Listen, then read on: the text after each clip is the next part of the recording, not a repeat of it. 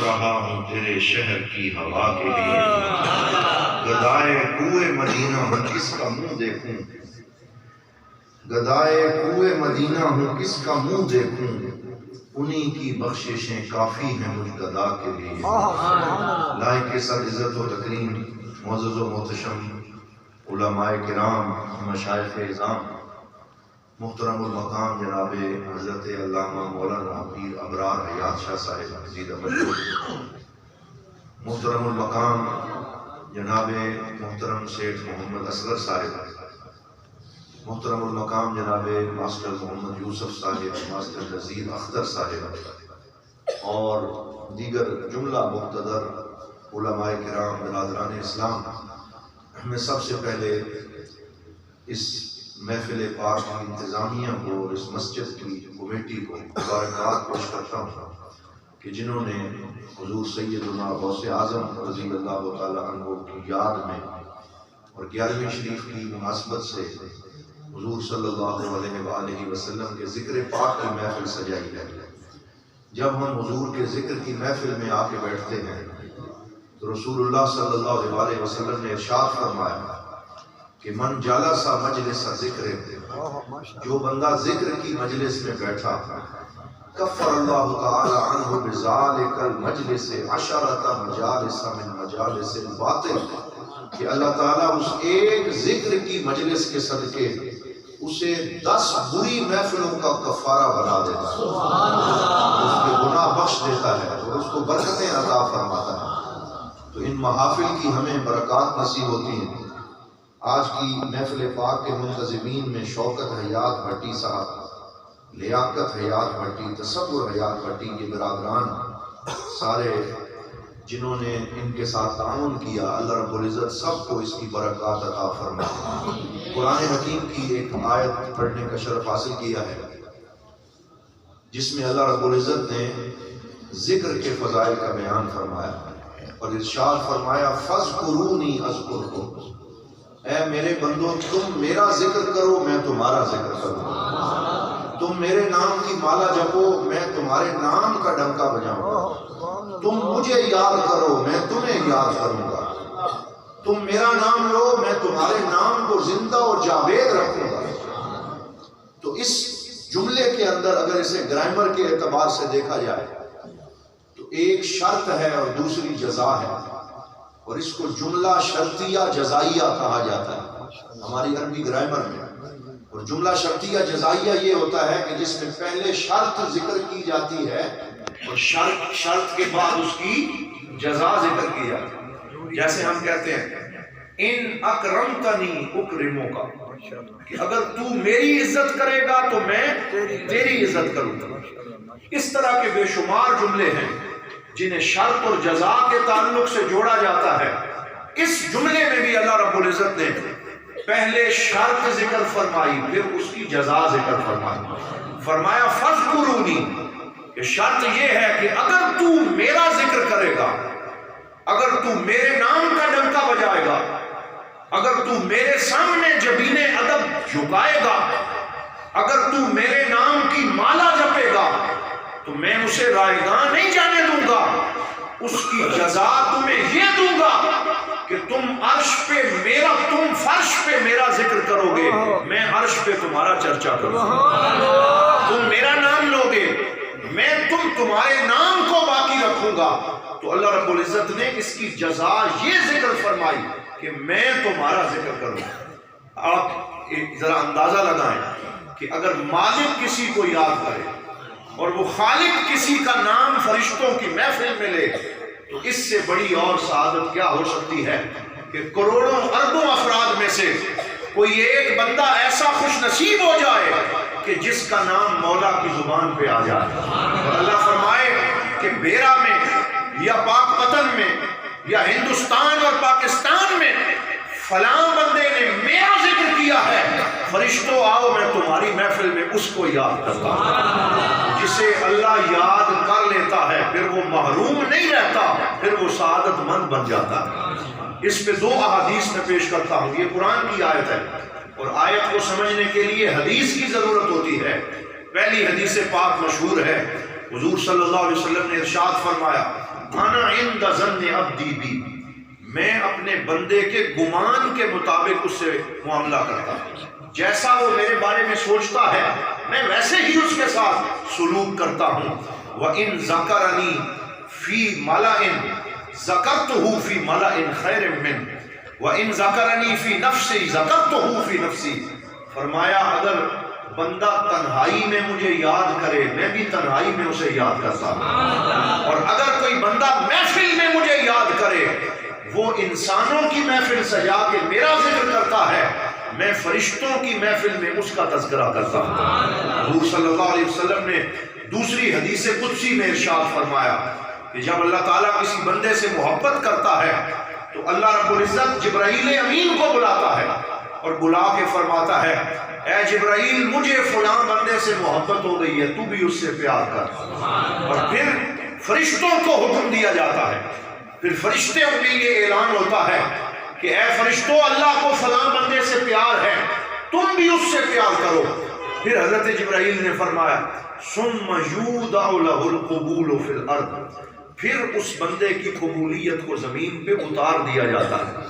تو یہ جو لوگ سوال کرتے ہیں کہ تم داتا علی حجویری کا تذکرہ کیوں کرتے ہو، تم پیر میر علی شاہ کے نعرے کیوں لگاتے ہو، تم معین الدین چشتی اجمیری کا جھنڈا کیوں بلند کرتے ہو، تم غوث اعظم کے نام کی مالا کیوں جپتے ہو، ہم انہیں یہ جواب دیتے ہیں کہ غوث اعظم کا ذکر ہم نہیں کر رہے، اللہ تعالیٰ ہم سے کروا رہا ہے، اور معین الدین چشتی اجمیری کو ہم غریب نواز نہیں کہہ رہے بلکہ اللہ ان کا ذکر کروا رہا ہے۔ اللہ رب العزت اپنے بندوں کی محبت مخلوق کے دلوں میں ڈال دیتا ہے۔ فاذکرونی اذکرکم، فرمایا تم میرا ذکر کرو میں تمہارا ذکر کروں۔ یہاں پہ میں اکثر بیان کرتا رہتا ہوں کہ پیر میر علی شاہ صاحب کی میر منیر میں یہ واقعہ لکھا ہوا ہے کہ آپ باغ پتن شریف جاتے تھے اور وہاں بہشتی دروازے سے آپ گزرتے تھے، کئی دفعہ لائن بناتے ہوئے پولیس والے ڈنڈے چلاتے، دھکے لگتے، لیکن اس کے باوجود حضرت پیر میر علی شاہ صاحب اس لائن میں لگ کے بہشتی دروازے سے گزرتے۔ تو کسی نے ان سے کہا کہ جناب یہاں شرک ہوتا ہے، آپ یہاں کیا لینے آتے ہیں؟ انہوں نے کہا کون سا شرک ہوتا ہے؟ کہا انہیں کہنا چاہیے یا اللہ یا رحمان، حق اللہ حق رحمان، یہ کہتے ہیں حق فرید یا فرید۔ بولیے کیا کہتے ہیں؟ حق فرید۔ وہاں پہ یہ نعرہ لگتا ہے اللہ محمد چار یار، حاجی خواجہ قطب فرید، حق فرید یا فرید، تو یہ نعرہ لگتا ہے۔ پیر میر علی شاہ صاحب سے کسی نے سوال کیا کہ یہ تو شرک ہے، ان کو اللہ کا نعرہ لگانا چاہیے، رسول اللہ کا نعرہ لگانا چاہیے، یہ فرید کا نعرہ کیوں لگاتے ہیں، یہ انہیں کیوں پکارتے ہیں؟ پیر میر علی شاہ صاحب نے یہی آیت پڑھی جو میں نے آج آپ کے سامنے پڑھی ہے۔ آپ نے فرمایا میں گولڑے سے چلتا ہوں اور پاک پتن آتا ہوں یہ دیکھنے کے لیے کہ اللہ نے فرید سے جو وعدہ کیا تھا وہ پورا ہو رہا ہے یا نہیں پورا ہو رہا ہے۔ کہا کون سا؟ اللہ نے ان سے وعدہ کیا تھا۔ فرمایا کیا تم نے پڑھا نہیں ہے؟ اللہ فرماتا ہے فاذکرونی اذکرکم، تم میرا ذکر کرو میں تمہارا ذکر کروں گا۔ فرید الدین تو اللہ اللہ کر کے چلے گئے، ان کی زندگی ختم ہو گئی، اب اللہ کی باری ہے، اللہ فرید فرید کروا رہا ہے، اللہ اپنے بندوں سے اپنے اس پاک بندے کا ذکر کروا رہا ہے۔ تو یہ جو لوگ ان کے نعرے لگاتے ہیں یہ اصل میں اذکرکم کی تفسیر ہو رہی ہوتی ہے، یہ اذکرکم کی تفسیر ہے کہ اللہ تعالیٰ اپنے پاک بندوں کا ذکر اپنی مخلوق کی زبانوں پہ جاری کر دیتا ہے۔ یہ تو لطیفہ بھی بن گیا کہ جب مولانا محمد عمر اچھروی ہماری مسلک کے بہت بڑے خطیب تھے، جب وہ پاک پتن سے بہشتی دروازہ اس میں گئے اور وہاں سے گزرے اور فاتحہ خوانی بابا فرید الدین کے مزار پہ کی، جب واپس آ رہے تھے ٹرین میں بیٹھے تھے، ایک مولانا ان کے ساتھ بیٹھ گئے، انہوں نے کہا جناب اچھا تو آپ بہشتی ہو کے آ رہے ہیں، آپ جنتی ہو کے آ رہے ہیں؟ تو آپ نے کہا دعویٰ تو نہیں کرتا، اپنے رب کے کرم سے امید رکھتا، دعویٰ تو نہیں کرتا، اپنے رب کے کرم سے امید رکھتا ہوں کہ میں اللہ کے پاک بندے کی بارگاہ میں گیا تھا، اللہ تعالیٰ میرا حشر بھی ان کے جھنڈے کے سائے میں کرے گا، جب انہیں مقامات دیے جائیں گے تو ہمیں بھی ساتھ جو ہے اللہ تعالیٰ نواز دے گا۔ دعویٰ نہیں ہے، امید ضرور ہے۔ بولو دعویٰ نہیں ہے، ہمیں کیا ہے؟ اللہ کے کرم سے امید ہے۔ تو جب انہوں نے یہ کہا تو وہ مولانا بڑا شرارتی تھا، وہ کبھی دائیں طرف سے سونگھنے لگا، کبھی بائیں طرف سے سونگھنے لگا۔ آپ نے کہا کیا کرتے ہو؟ تو کہنے لگا میں نے حدیث پڑھی ہے کہ جنتیوں سے خوشبو آتی ہے، تو آپ بہشتی دروازے سے گزر کے آ رہے ہیں، میں خوشبو سونگھ رہا ہوں، یہاں تو پسینہ ہے، یہاں تو آپ سے خوشبو نہیں آ رہی۔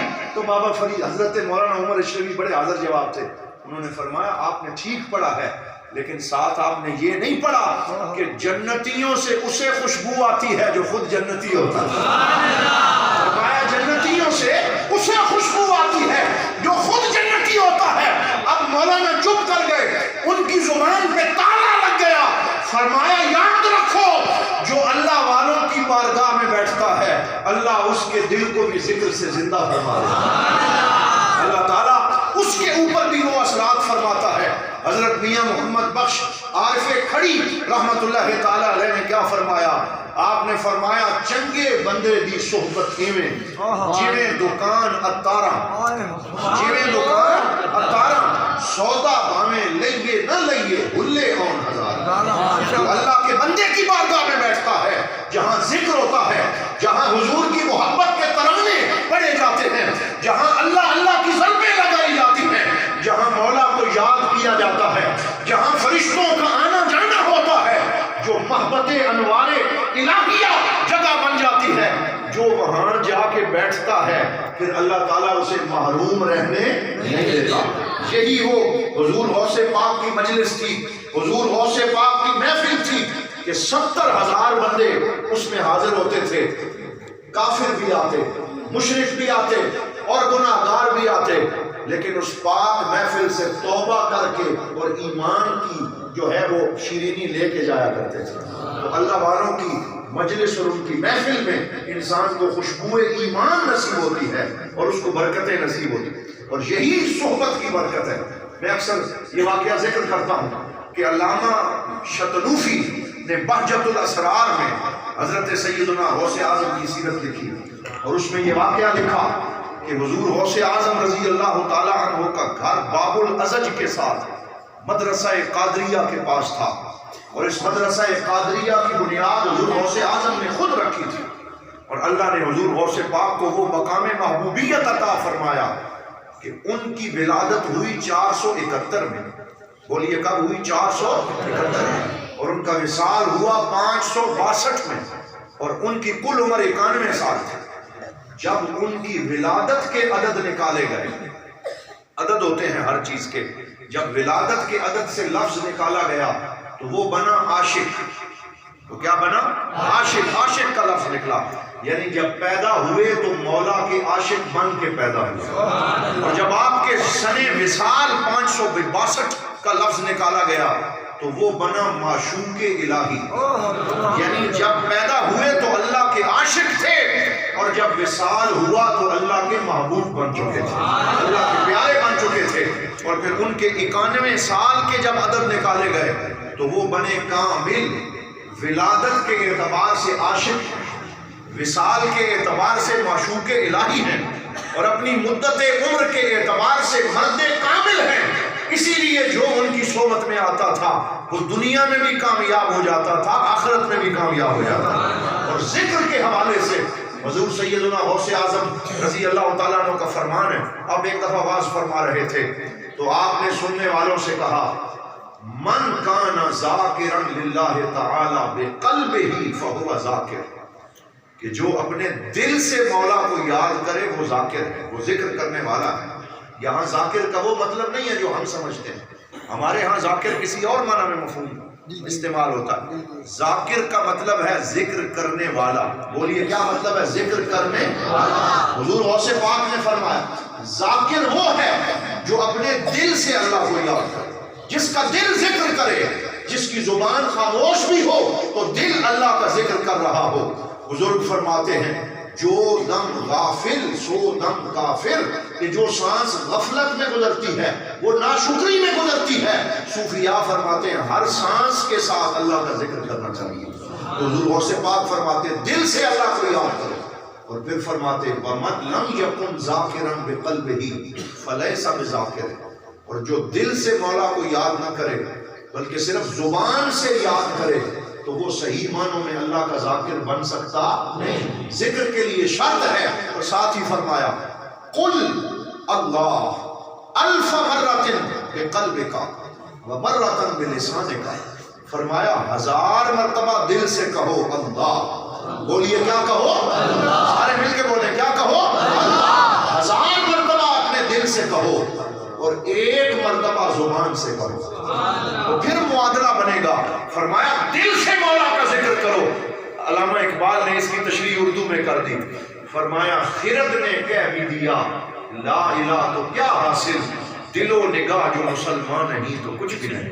جب تک دل مسلمان نہ ہو، جب تک دل سے اللہ کا ذکر نصیب نہ ہو، صرف زبان کے دل سے نفع ہوتا نہیں ہے، دوئی بن جاتی ہے، منافقت بن جاتی ہے۔ دل کہیں اور لے کے جا رہا ہوتا ہے اور زبان کہیں اور لے کے جا رہی ہوتی ہے۔ یہ شاعروں نے قوالی بھی بنا دی کہ کیڑے گھر جاواں ایہو کھڑا میں وچاردا، ایک گھر رب دا تے ایک گھر یار دا۔ یہ قوالی بنی ہوئی، تو میں کہتا ہوں یہ مجاز اور حقیقت کے درمیان تو کنٹراڈکشن ہے کہ میں کہاں جاؤں، اللہ کے پاس جاؤں یا یار کے پاس جاؤں، کیڑے گھر جاواں مینوں سمجھ نہیں آ رہی۔ میں نے کہا اگر تو کسی دنیا دار سے پیار کرتا ہے پھر گھر جدا جدا ہوں گے، یار کا در کہیں اور ہوگا اور اللہ کا در کہیں اور ہوگا، لیکن اگر تجھے مدینے والے سے پیار ہو گیا ہے پھر سوچنا نہیں پڑے گا، جو مدینے والے کا در ہے وہی اللہ کا در ہے، جو حضور کا در ہے بولو وہی اللہ کا در ہے۔ پھر یہ نہیں کہنا پڑے گا کہ کیڑے گھر جاواں، پھر اللہ اور اس کے رسول کے گھر میں کوئی دوئی نہیں ہے بلکہ دونوں کا گھر ایک ہی ہے۔ اعلیٰ حضرت بول اٹھے، فرمایا بخدا خدا کا یہی ہے در، کیا فرمایا بخدا خدا کا یہی ہے در، نہیں اور کوئی مفر مکر، جو وہاں سے ہو یہی آ کے ہو، جو یہاں نہیں تو وہاں نہیں۔ نعرہ تکبیر،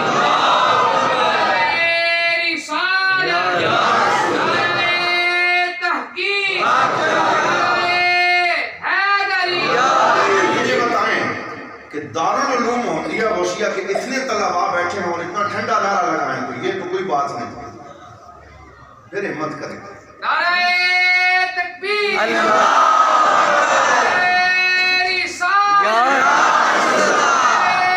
تحقیق،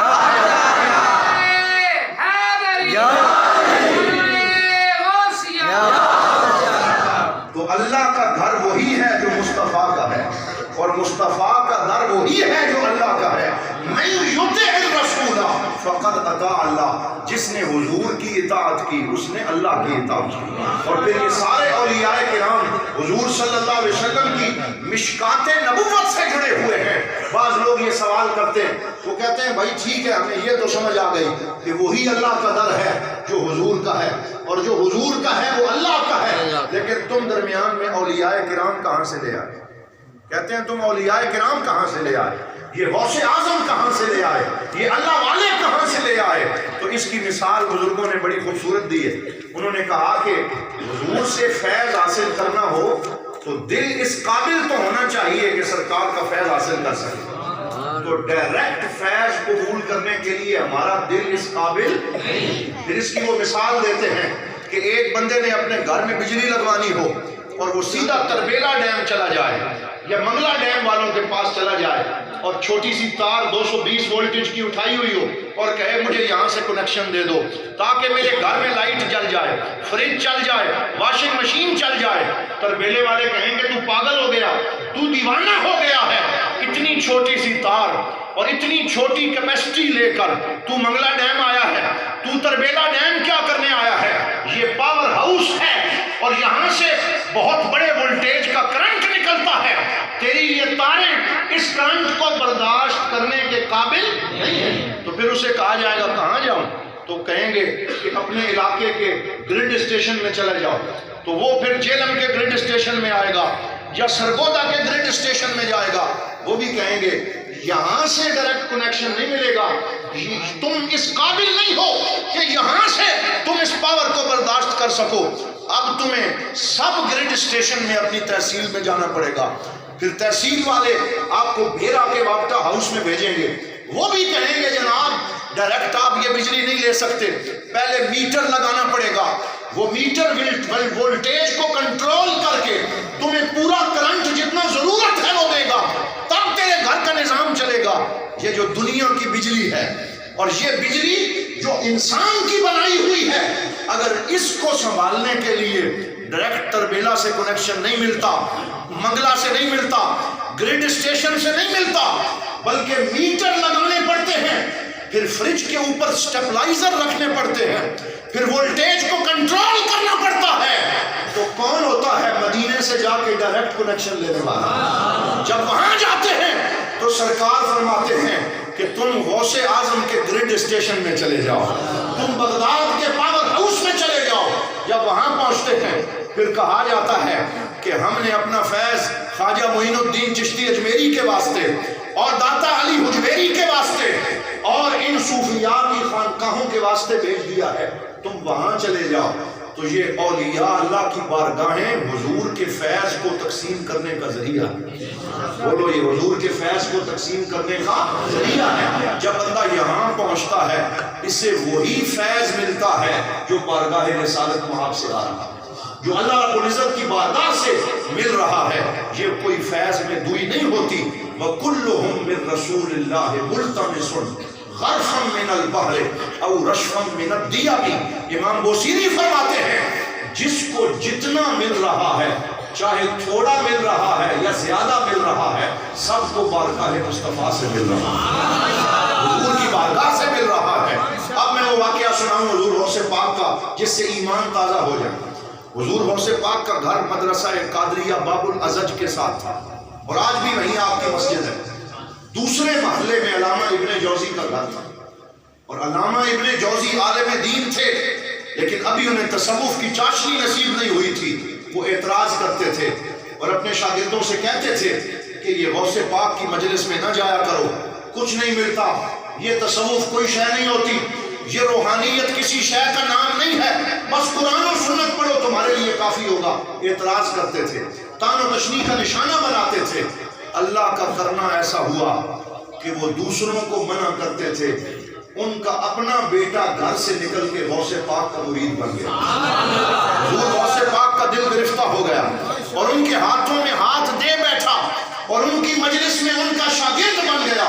جب آپ کو پتا چلا کہ میں دوسروں کو روکتا تھا, میرا اپنا بیٹا ان کا مرید بن گیا, اسے بلایا, بلا کے ڈانٹا, وہ رونے لگا اور ان کے بیٹے نے کہا ابا جان آپ میری ایک بات مان لیں کہ ٹھیک ہے آپ جو مرضی باتیں کرتے رہیں, صرف ایک دفعہ میرے ساتھ حضور غوث پاک کی محفل میں آ جائیں, صرف ایک دفعہ آ جائیں.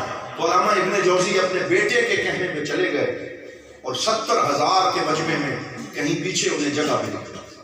کرٹیکل تھنکنگ اور تنقیدی نظر لے کے بیٹھ گئے کہ میں کوئی غلطی نکالوں گا اور میں آج ان کی کوئی خطا جو ہے وہ نکالوں گا. بہت سے لوگ اس لیے بھی سنتے ہیں کہ کوئی غلطی نظر آ جائے تو وہ اس نظر سے بیٹھے سنتے رہے. حضور غوث پاک نے قرآن کی ایک آیت پڑھی, پھر اس آیت کی ایک تفسیر بیان فرمائی. تو علامہ ابن جوزی نے اپنے دل میں بڑی خوشی سے کہا کہ مجھے کوئی نئی بات نہیں ملی, یہ تو میں نے فلاں کتاب میں بھی پڑھی ہوئی, یہ تو کوئی نئی بات انہوں نے نہیں کی. پھر آپ نے دوسری تفسیر بیان فرمائی تو پھر علامہ ابن جوزی نے کہا یہ بھی پڑھی ہوئی ہے. تیسری بیان کی کہا یہ بھی مجھے آتی ہے. تو وہ دل ہی دل میں انالیسز اور تجزیہ کرتے رہے. ایک ہی آیت کی حضور غوث پاک نے 11 ایسی تفسیریں بیان فرمائیں جو ساری علامہ ابن جوزی کو آتی تھی. مجھے ایسے لگتا ہے کہ حضور غوث پاک پہلے ان کے دل کی کلیننگ کر رہے تھے کہ ایک دفعہ جو مال ہے وہ نکل آئے, صفائی کر رہے تھے. جب 11 تفسیریں مکمل ہو چکی تو حضور غوث پاک نے قرآن کی اسی آیت کی 12ویں تفسیر ذکر فرمائی. تو علامہ ابن جوزی کی آنکھیں کھلی رہ گئیں اور کہنے لگے یہ تو نہیں سنی, یہ کسی کتاب میں نہیں ہے, یہ تو دلوں سے چلتی ہوئی آ رہی ہے, یہ تو کوئی اور ہی شے ہے, یہ تفسیر میری نظر سے نہیں گزری. پھر 13ویں بیان فرمائی, پھر 14ویں بیان فرمائی, پھر 15ویں بیان فرمائی. ایک ہی آیت کی 40 تفسیریں حضور غوث پاک نے ایک مجلس میں بیان کی۔ آج کوئی بہت بڑا عالم ہو، وہ قرآن کی ایک آیت کی 4 یا 3 تفسیریں کر دے، ہم حیران رہ جاتے ہیں اور ہم کہتے ہیں یہ کیسے ممکن ہو گیا؟ حضور غوث پاک کا علم کا عالم یہ تھا، کیونکہ ان کا علم حضور سے یوں جڑا ہوا تھا کہ باپ کی طرف سے امام حسن کے بیٹے تھے اور ماں کی طرف سے امام حسین کے بیٹے تھے۔ وہ امام حسن و حسین کی اولاد تھے اور بارگاہ مصطفیٰ کا فیضان تھے، وہ حضور کے سچے سچے بیٹے تھے، اس وجہ سے ان کو زیادہ فیض ملا تھا۔ 40 تفسیریں بیان فرمائیں۔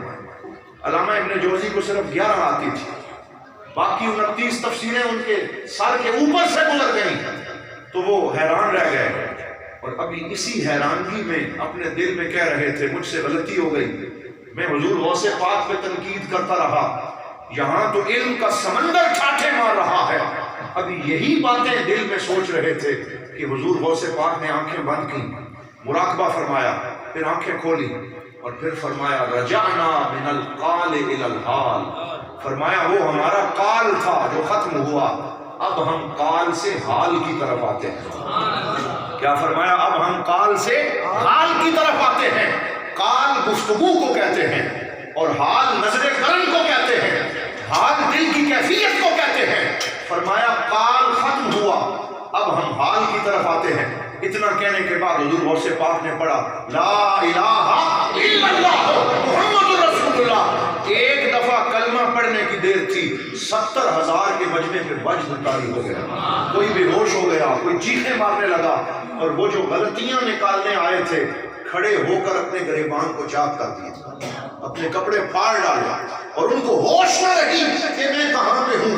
دوڑتے ہوئے حضور غوث پاک کے قدموں میں گرے، قدموں کا بوسہ لیا، کہا حضور میں بھولا رہا، بغداد میں رہ کے معلوم رہا، اب محروم نہ کیجئے بلکہ اپنے قدموں سے مجھے چمٹا لیجئے۔ پھر تصوف کے عظیم امام بنے، پھر تلبیس ابلیس کے نام سے کتاب لکھی، لوگوں کی تربیت فرمائی۔ تو حضور غوث پاک کا یہ درجہ ہے کہ اللہ رب العزت نے آپ کو ولایت کا تاجدار بنایا ہے۔ فرماتے ہیں قدمی حاذہی علی رقبۃ کل ولی اللہ، میرا قدم ہر ولی کی گردن پہ ہے، اور اللہ تعالیٰ نے آج بھی آپ کو قاسم فیضان محمدی بنایا ہے۔ اسی وجہ سے حضور ضیاء الامت رحمۃ اللہ تعالیٰ علیہ کو آپ سے خاص نسبت اور عقیدت تھی۔ آپ نے جب دارالعلوم کا نام رکھنا چاہا، آپ کوئی اور نام بھی رکھ سکتے تھے، اس کا نام الکرم یونیورسٹی، یا اب تو ہم نے بہت سے نام رکھ لیے، لیکن حضور ضیاء الامت نے جب اس کا نام رکھا تو کیا رکھا؟ دارالعلوم محمدیہ غوثیہ۔ محمدیہ کے ساتھ نسبت حضور سے ہے اور غوثیہ کے ساتھ نسبت حضور غوث اعظم سے ہے۔ دارالعلوم محمدیہ غوثیہ کا ہر استاد اور ہر شاگرد یہ کہہ سکتا ہے کہ الحمدللہ میں اس چھت کے سائے میں رہتا ہوں جس کے اوپر سرکار کے فیض کی بارش بھی ہوتی ہے اور حضور غوث اعظم کے فیض کی بارش بھی ہوتی ہے۔ یہ وہ دارالعلوم ہے کہ جس نے پوری دنیا میں علم کا فیض تقسیم کیا، روحانیت کا فیض تقسیم کیا۔ بیرا صرف پھینیوں کی وجہ سے مشہور نہیں ہے، صرف مہندی کی وجہ سے مشہور نہیں ہے، کسی اور شے سے مشہور نہیں ہے۔ اب بیرے کی شہرت حضور ضیاء الامت سے ہے، ضیاء القرآن سے ہے، دارالعلوم محمدیہ غوثیہ سے ہے، اور یہاں حضور کا فیض بھی بٹ رہا ہے اور حضور غوث اعظم کا فیض بھی بٹ رہا ہے۔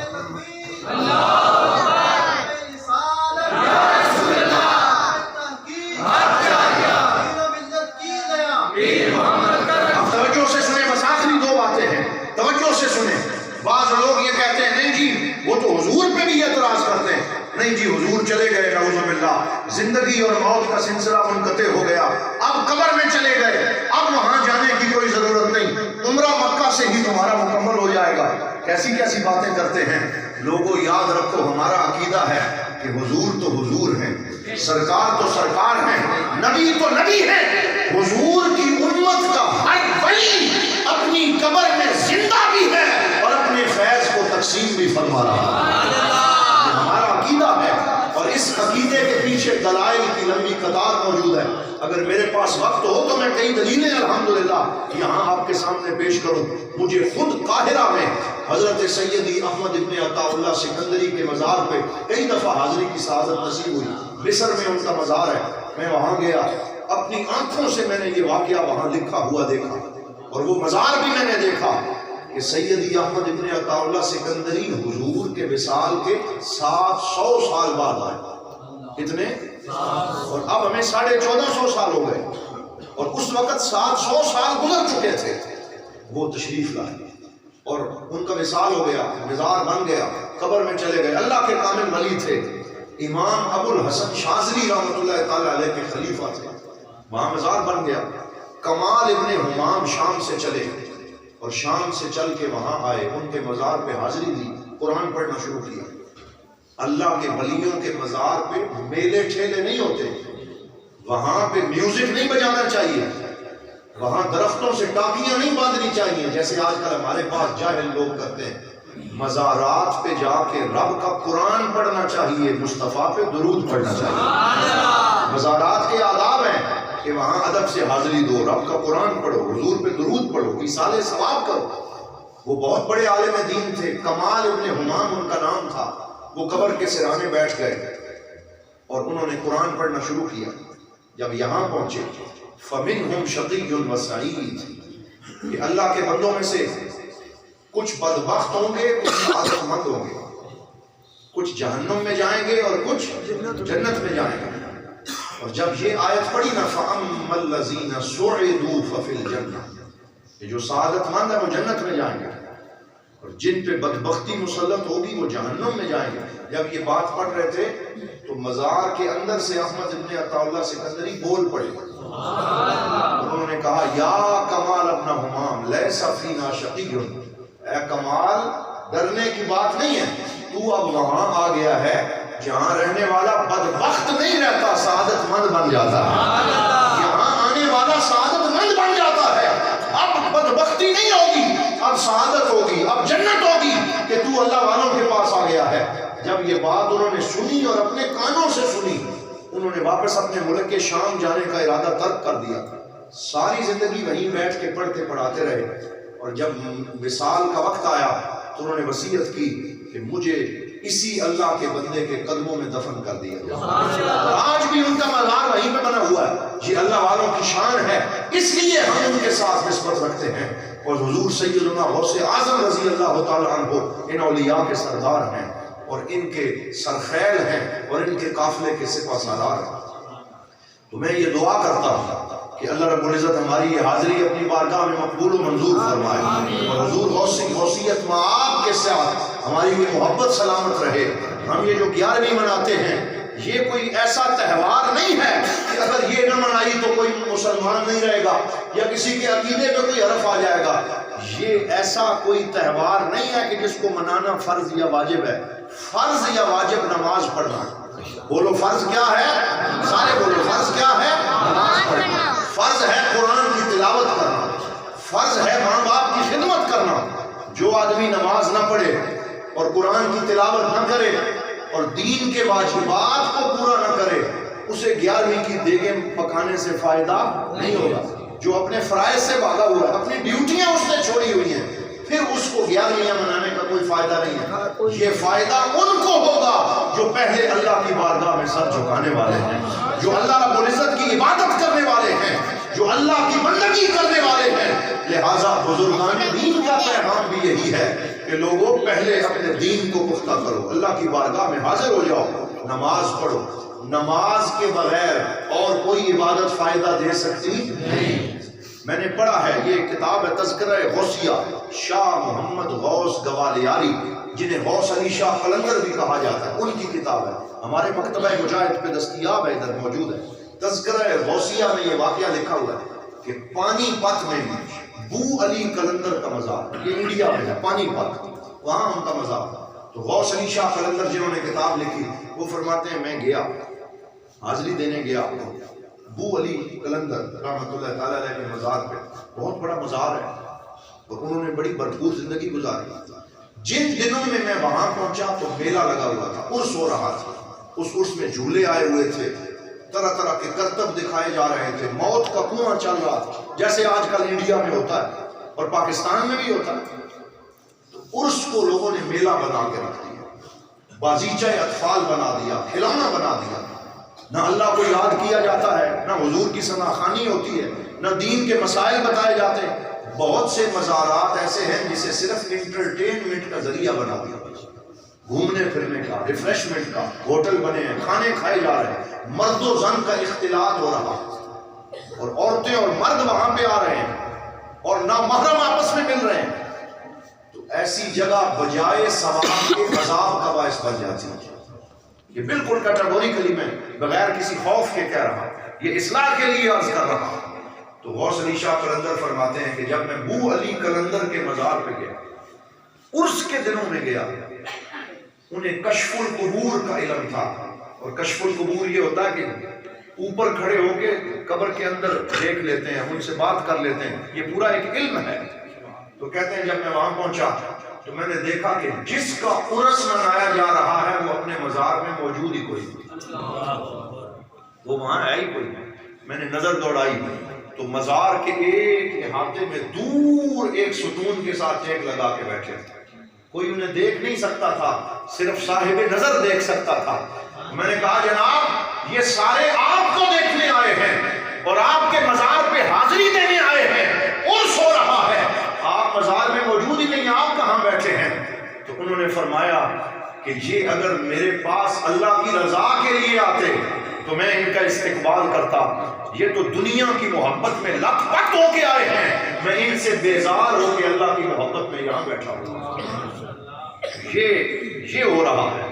اس لیے وہ مزارات، وہ اولیاء کرام کے ڈیرے جہاں پہ مدارس موجود ہیں، جہاں قرآن کی تلاوت ہو رہی ہے، جہاں عرس اپنے پورے آداب کے ساتھ ہو رہا ہے، وہاں جانا چاہیے، اور جہاں غلط رسومات ہو رہی ہیں وہاں نہیں جانا چاہیے، بلکہ ان کو کہنا چاہیے یہ غلط رسومات چھوڑ دو، یہ میلے ٹھیلے چھوڑ دو، اس سے اہل سنت والجماعت پہ حرف آتا ہے۔